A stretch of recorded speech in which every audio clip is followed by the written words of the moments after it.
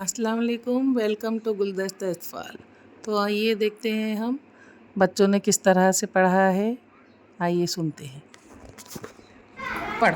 मील, हाँ।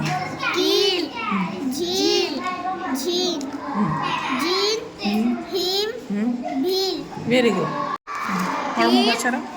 क्या है ये? हाँ। भील, खीर, चील, चीख, चीज, भील।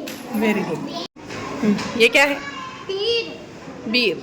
ये बीन, बीन। हाँ ठीक है, जाओ। तुम पढ़कर सुनाओ। ये क्या है? बीर, बीर। ये खीर, खीर। ये सीन, वेरी गुड। चलो लीजा, आप पढ़कर सुनाओ हमको। ये क्या है? रील, रील। और ये चील, चील। और ये मील, मील। Very good. कामरान, ये पढ़ो। क्या है? बी। क्या है ये? पीर, पीर। और ये बीर, बीर।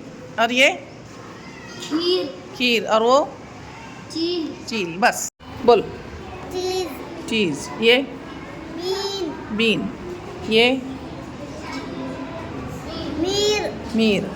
और ये मील, मील। और ये हिम, वेरी गुड। अच्छा पढ़ो। पीर, ये ईर, क्या है ये? बीर, बीर। हाँ बराबर, ठीक। हाँ चल पढ़ो। क्या है ये? बीर, हाँ। चल ठीक।